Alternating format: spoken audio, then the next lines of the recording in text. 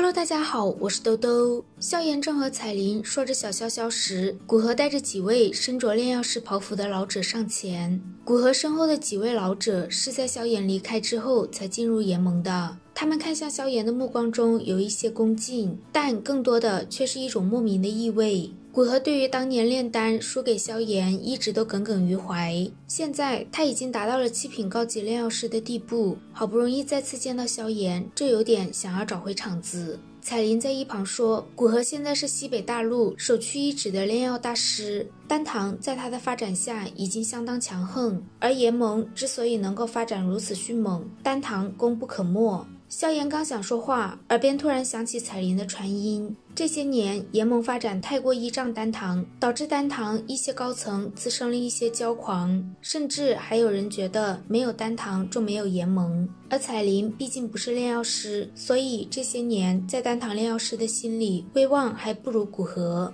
萧炎微微一笑，炼药师本就有些优越性，彩铃和萧鼎、萧丽他们都不是炼药师，自然无法让他们信服。而古河虽然正直，但却不具备御下的本事，这才让丹堂出现了骄狂之气。现在他萧炎回来了，自然会好好整顿一番。萧炎冲着古河几人笑着说，玄朴筑基丹虽然尚可，但却并不是最好的选择，不知他们是否听说过8品丹药伊石丹。一听说萧炎能炼制8品丹药，古河和他身后的炼药师都有些震惊。萧炎指示古河，让他明日召集丹堂所有的炼药师，他会当众炼丹，所有人必须到场，谁若未到，立即逐出炎盟。随后萧炎的语气变得十分严厉，当年他离开时给了丹堂其他堂门所不具备的权利和便利，但如今7品炼药师却依旧未曾超过5人，这种效率可并不好。古河心头微微一震，当下就知道萧炎要整顿丹堂了。这些年丹堂的风气他也是有所知晓，但却未曾多加管理。古河无奈地应下后，便带着身后的长老转身离去。彩铃对如今丹堂的那些家伙很熟悉，他有些担心这么不客气会让一些骄狂惯了的炼药师心生不满。在萧炎眼里，那就是些不入流的炼药师而已，没了再招便是。如今构建了星陨阁和炎盟之间的空间虫洞，他完全可以直接从中州上邀请炼药师来。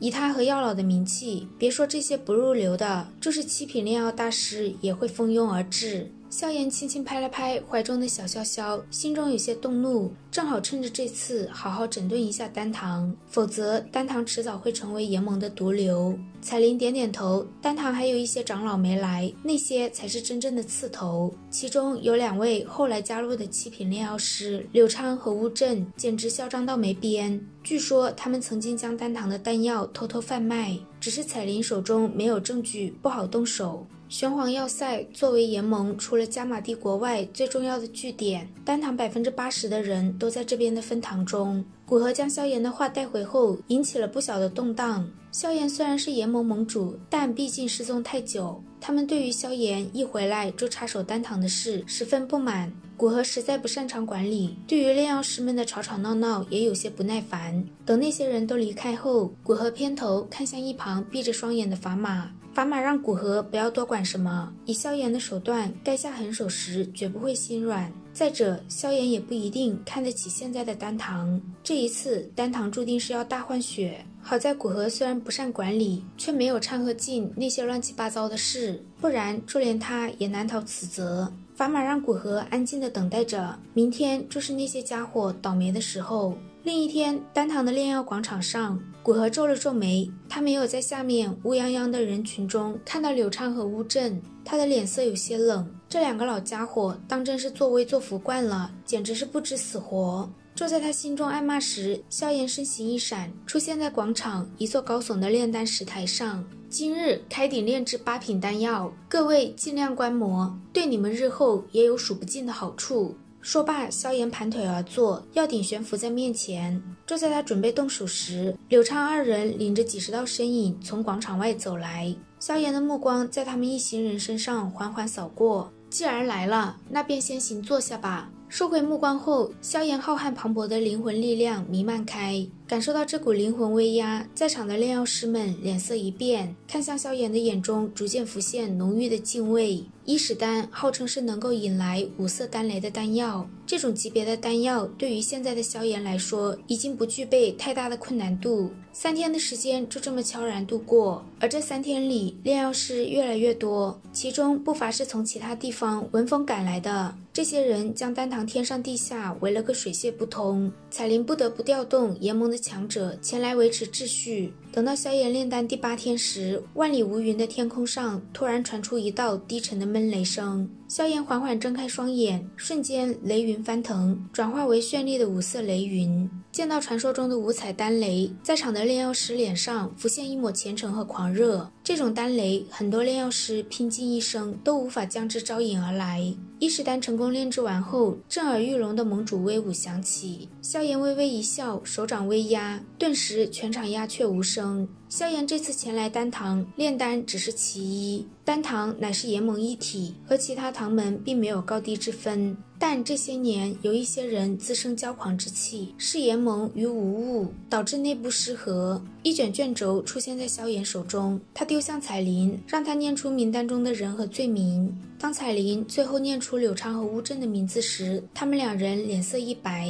没想到萧炎居然敢真的对他们出手，尤其当萧炎说这些人全部按照炎盟规矩处罚时，他们2人猛地站起身，说自己乃是7品高级炼药师，丹堂能发展至今，他们居功至伟，萧炎莫不是要过河拆桥不成？听到萧炎说功不抵过时，他们2人拂袖而起，谁稀罕你这丹堂长老，老夫不干了！说罢，他们大声喊着：“可有人随我2人走？”柳昌2人的亲信和名单中的人连忙跟在他们身后。2人得意一笑，望着萧炎说：“盟主大人，此处不留人，自有留人处，告辞了。”萧炎缓缓问彩铃，私自判出炎盟之人是何等惩罚。听到彩铃的杀无赦时，柳昌等人身体陡然僵硬，片刻后他们猛地回头怒骂萧炎。萧炎的声音响彻在每个人耳边，炎盟并非是什么松散组织，若因故有人要退出炎盟，自然可行，但若犯了事，便想以此为借口来逃避严惩，未免也将炎盟看得太过儿戏。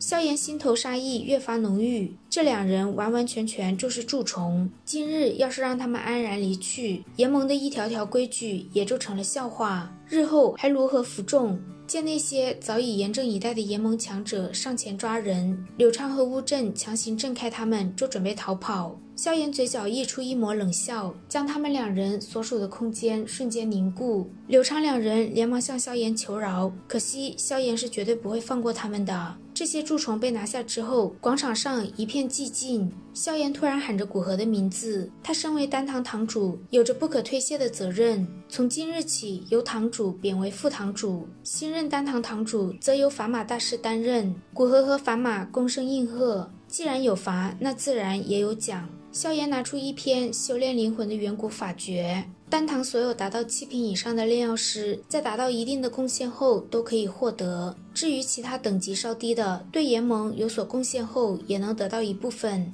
灵魂力量对炼药师来说至关重要，当下所有人看向萧炎的目光都变得火辣辣的。法马和古河颤抖着手握紧卷轴，他们2人当然听说过灵魂可以修炼，但却没料到萧炎会将这种失传已久的法诀赐予他们。法马和古河的心中激动万分，其实他们手中的只是一部分法诀，不过这对现在的他们来说也有不小的好处。等日后他们有了贡献，萧炎自然会将其余的法诀给他们俩。萧炎这一手让彩铃深刻地意识到，这些年他是越来越成熟了，而有了这次的杀鸡儆猴，日后也不会再出现这种事情，炎盟也能够继续发展，从而真正的称霸西北大陆。好啦，今天的视频结束了，我们下期再见，拜拜。